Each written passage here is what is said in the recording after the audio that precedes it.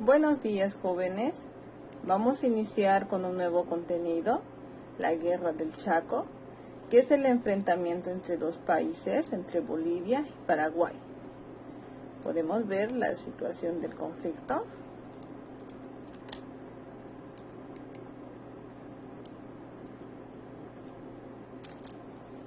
Que se da en el Gran Chaco. Podemos ver. Esto es los lugares de enfrentamiento que se dio en el Chaco Boreal.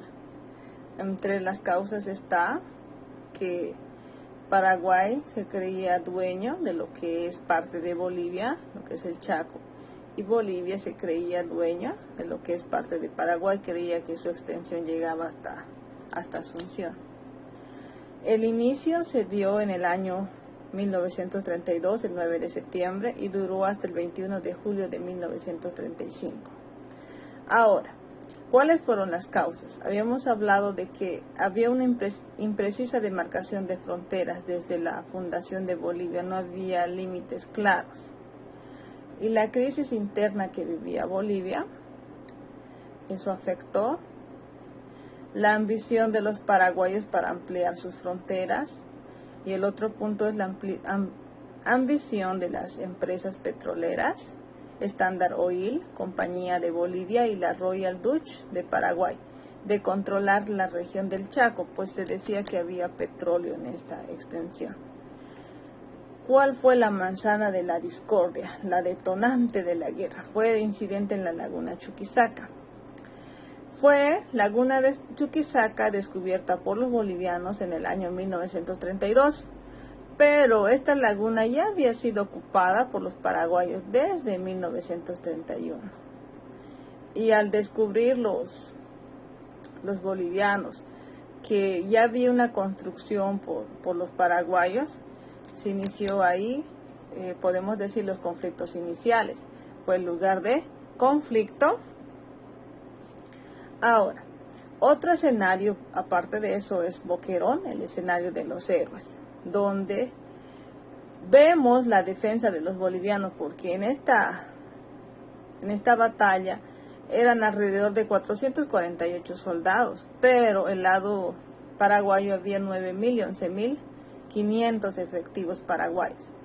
Resistieron los bolivianos por 20 días, pero ¿por qué? Porque lastimosamente no llegaba comida, no llegaba el agua, que era escaso, y las municiones. Y cuando observó esto, Paraguay le dio tristeza cuando rompieron, digamos, el cerco. Vieron que había pocos soldados ya muriéndose. ¿Y cuál fue la causa? Fue que la sede de gobierno del lugar del Chaco se encontraba a 2.000 kilómetros, que desde ahí mandaban los alimentos, el agua. Era una distancia grande.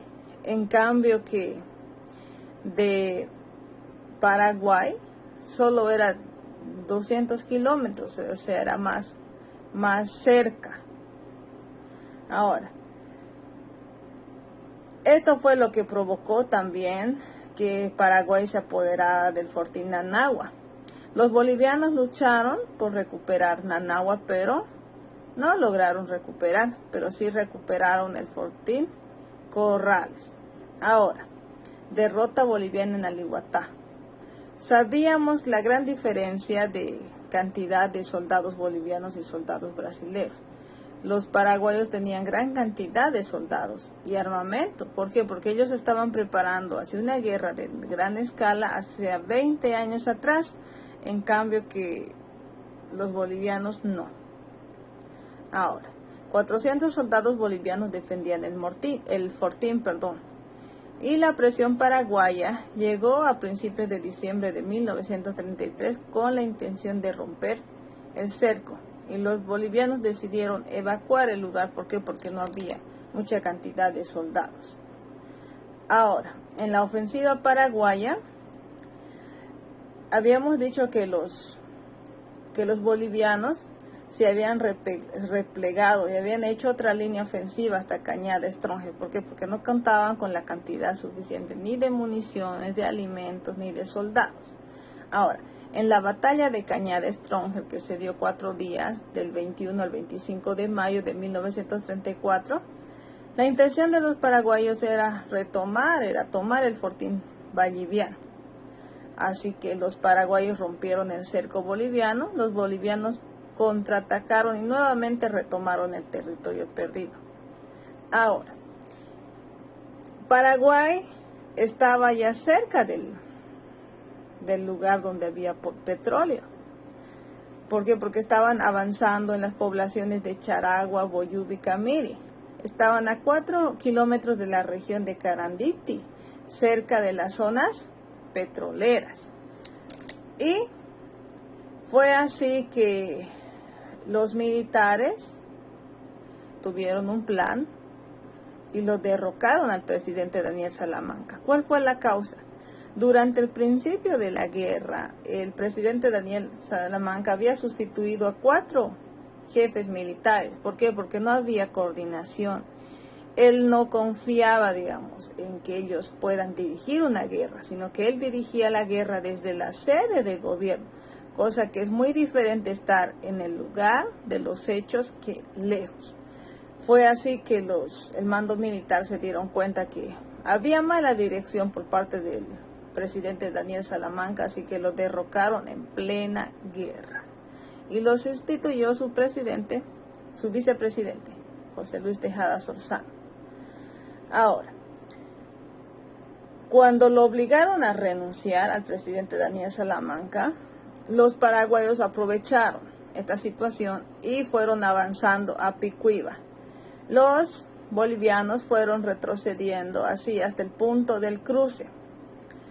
Y los paraguayos decidieron conquistar Villamontes y expulsar así a los bolivianos.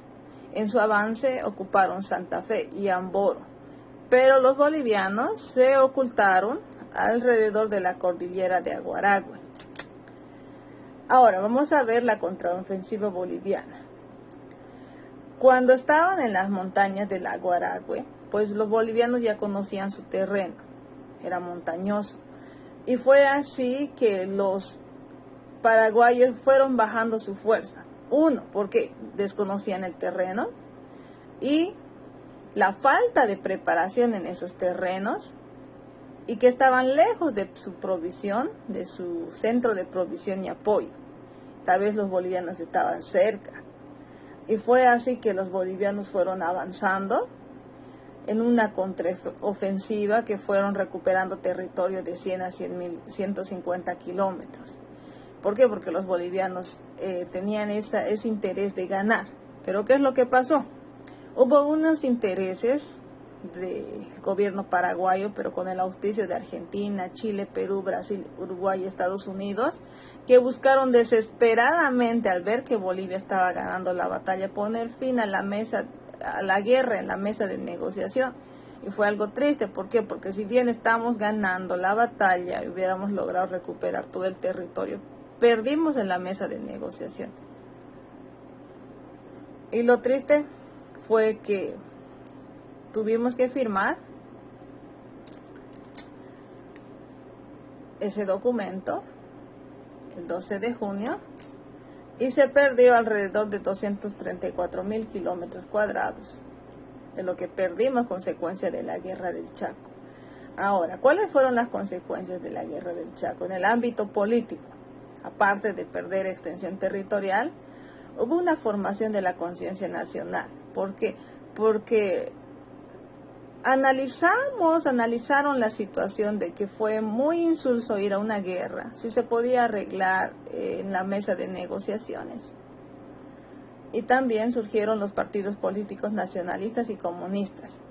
En las consecuencias económicas podemos ver la crisis económica por el costo de la guerra, como también que hay que mencionar que se defendieron los recursos naturales y hoy estamos viviendo gracias al gas y al petróleo.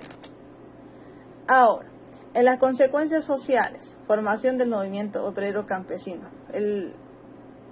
Se unieron los obreros y los campesinos para una lucha justa. ¿Por qué? Porque se dieron cuenta que fueron utilizados y los obreros exigían mejores condiciones de sueldo, mientras los campesinos exigían recuperar sus tierras. Ahora, en las consecuencias culturales, después de la guerra hubo manifestaciones artísticas, como novelas, cuentos, poesías, música y artes plásticas, que nos muestra los sucesos, digamos, de la guerra del Chaco. Gracias, jóvenes.